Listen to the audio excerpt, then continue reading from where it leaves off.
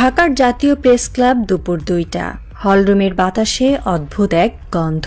গরম চায়ের কাপের পাশে ফিসফাস চলছে সাংবাদিকদের মধ্যে। কেউ জানে না আজ কি ঘটতে যাচ্ছে। হঠাৎ মঞ্চে উঠলেন এক সাবেক সচিব, হাত তুলে থামালেন গুঞ্জন। তার কণ্ঠে যেন চাপা আগ্নেয়গিরির শব্দ। জাতীয় সরকার গঠনের প্রস্তাবনা চূড়ান্ত। তারেক রহমান হবেন প্রধানমন্ত্রী, ডক্টর শফিকুর রহমান উপপ্রধানমন্ত্রী, রাষ্ট্রপতি হবেন প্রফেসর ডক্টর মোহাম্মদ ইউনূস। সেই মুহূর্তে ঘর যেন থমকে গেল। বাইরে দুপুরের আলো থাকলেও হলরুমে নেমে এলো রাজনীতির এক গভীর ছায়া। রাজনীতি এখন আর জনসভায় হয় না, এটা এখন বৈঠকখানা, ওয়াশিংটন, লন্ডন আর কূটনীতিকদের চা চক্রে, যেখানে সিদ্ধান্ত হয় মানুষের অজান্তেই। জাতীয় সরকার গঠনের এই প্রস্তাব কি নিছকই চিন্তাভাবনা, নাকি ইতোমধ্যেই ভাগ হয়ে গেছে কে কোথায় থাকবে? সূত্র বলছে পুরো কাঠামো সাজানো হয়েছে অনুপাতে। বিএনপি ২৫%, জামাত ২০%, এনসিপি 15%, ইসলামী আন্দোলন ৫%, বিশেষ গুরুত্বপূর্ণ ব্যক্তি 10%, বাকি দলসমূহ 25%। মজার ব্যাপার হলো কারো মন্ত্রী হওয়ার সুযোগ নেই। সবাই হবেন প্রতিমন্ত্রী বা উপমন্ত্রী, অর্থাৎ সরকার হবে কালেকটিভ, নেতৃত্ব ছায়ার সিদ্ধান্ত কেন্দ্রীয়। এই কেন্দ্রীয়তা কোথায়? উত্তরটা গোপনে ফিসফিস করে বলা হয় ডক্টর ইউনূসের হাতে। এমনকি এই কাঠামোর একটি খসড়া কপি ছড়িয়ে পড়েছে বিদেশি দূতাবাসগুলোর হাতেও। ঢাকায় নিযুক্ত এক পশ্চিমা সাংবাদিক বিশ্লেষণে জানিয়েছেন, দিল্লি এ ব্যাপারে খুশি নয়, কিন্তু ওয়াশিংটন ও বেইজিং খুশি। এই প্রস্তাবনার সবচেয়ে চমকপ্রদ ও বিতর্কিত অংশ রাষ্ট্রপতি হিসেবে ডক্টর মোহাম্মদ ইউনূস। পশ্চিমারা দেখছে তাকে সম্ভাব্য বিকল্প নেতৃত্ব হিসেবে। ভারতের কাছে তিনি এখন সবচেয়ে বড় কূটনৈতিক মাথা ব্যথা। চীনের সঙ্গে সম্ভাব্য অর্থনৈতিক জোট, রোহিঙ্গা ইস্যুতে জাতিসংঘের সরবতা, আদানি আম্বানিদের কনসেশন বাতিল, সব মিলে এই বৃদ্ধ রাষ্ট্রনায়ক হয়ে উঠেছেন এক অন্তরালের তপস্বী। কিন্তু শুধু এই কারণেই নয়, তিনি এমন একজন যিনি রাষ্ট্রীয় ক্ষমতার বাইরে থেকেই ক্ষমতার ভার ব্যাখ্যা করতে পারেন। তার গ্রামীণ দর্শন এখন রাষ্ট্র দর্শনে রূপ নিতে চলেছে। তিনি রাজনীতিবিদ নন, কিন্তু তার প্রতিটি উপস্থিতি রাজনীতিকে কাঁপিয়ে তোলে। তার আড়ালেই ঢাকার কূটনৈতিক পাড়ায় গড়ে উঠেছে এক নতুন মোর্চা। সেখানে যুক্তরাষ্ট্রের সাবেক রাষ্ট্রদূত থেকে শুরু করে জাতিসংঘের কিছু উপদেষ্টা সক্রিয়। তার নামে তৈরি হয়েছে অন্তত ২টি সাদা কাগজের বিশ্লেষণ, একটি নিরাপত্তা কাঠামো নিয়ে, অন্যটি তথ্য প্রযুক্তি ও নগরভিত্তিক কর্মসংস্থান পরিকল্পনা। বলা হচ্ছে তার নেতৃত্বেই হবে নীতি নির্ধারক রাষ্ট্রপতিতন্ত্র, যেখানে সংসদ ও প্রধানমন্ত্রীর ক্ষমতা ভেঙে পড়বে। ডক্টর ইউনূসের ছায়ায় থাকবে এক নীরব অভিভাবক সরকার।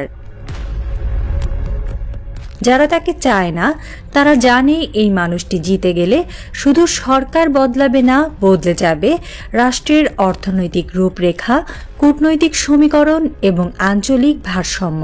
এমন এক সরকার যা যুক্তরাষ্ট্রের নেশন বিল্ডিং এক্সপেরিমেন্ট হিসেবে প্রশংসিত হতে পারে, তবে ভারতের দক্ষিণ ব্লকের চোখে সেটি এক নন স্টেট থ্রেট। এক রাষ্ট্রনেতা যার পেছনে নেই কোনো দল, কিন্তু চারপাশে তৈরি হয়েছে এক ছায়া রাষ্ট্র।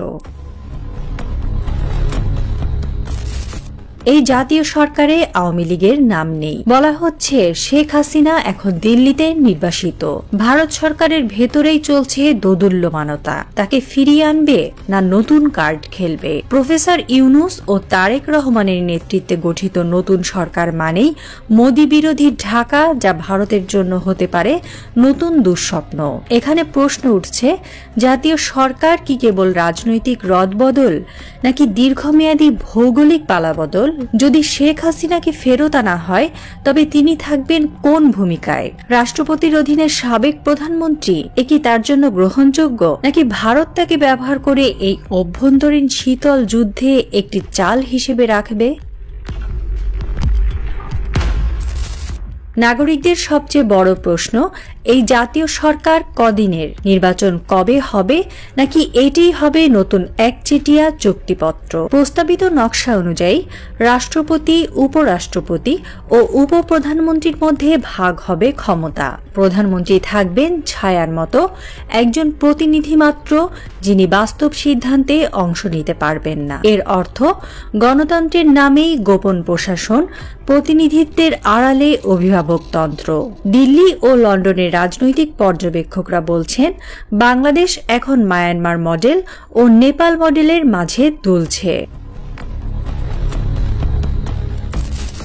বিশ্লেষকরা দ্বিধায়। এক পক্ষ বলছে এটি দেশের জন্য একটা ট্রানজিশনাল মডেল, যেখানে দলীয় সংঘর্ষের বাইরে গিয়ে নতুন কাঠামো তৈরি হবে। তারা বলছে এটি একটি রাজনৈতিক বিবর্তন, যেখানে নির্বাচনের চেয়ে কাঠামোগত স্থিতিশীলতা গুরুত্বপূর্ণ। গণতন্ত্র নয়, বরং দায়িত্বশীল গভর্নেন্স হবে এর মূল মন্ত্র। এমনকি এটিকে বাংলাদেশ 2 নামে ব্যাখ্যা করছেন কেউ কেউ। একটি শীতল, পরিকল্পিত এবং বহুজাগতিক স্বার্থ নির্ভর শাসন ব্যবস্থা। এই ধারার প্রবক্তারা যুক্তি দেন, এই সরকার হবে সার্ভিস ডেলিভারি স্টেট, যেখানে জনগণের মৌলিক চাহিদা পূরণই হবে সরকারের একমাত্র লক্ষ্য। তারা যুক্ত করেন, অস্থির রাজনৈতিক সংস্কৃতির পরিবর্তে এটি নাগরিক ভিত্তিক প্রশাসনের সূচনা হতে পারে। অন্যপক্ষ বলছে এ এক চরম রাজনৈতিক প্রহসন, যেখানে কিছু কূটনীতিক ও বিদেশি শক্তি গোপনে গঠন করছে ডিল সরকার। জনগণের কোনো মত নেই, ভোট নেই, পার্লামেন্ট নেই। এটি এক নেটওয়ার্কড কু, যার সেনাবাহিনী নেই, কিন্তু আছে মিডিয়া, অর্থ এবং আন্তর্জাতিক সিলমোহর। তবে এই সত্য কেউ অস্বীকার করতে পারছে না, বাংলাদেশ এখন এক নতুন সন্ধিক্ষণে দাঁড়িয়ে, যেখানে প্রতিটি দিন হয়ে উঠছে একটি সম্ভাব্য পালাবদলের ঘণ্টা। সবকিছু চলছে, আলোচনা হচ্ছে, বিতর্ক জমছে, কিন্তু এক ব্যক্তি এখনো নীরব, ডক্টর ইউনূস, যিনি আলোচনার কেন্দ্রে, যেন এক নীরব ঘূর্ণিঝড়। রাত 3টায়ও তিনি ফোনে কথা বলেন।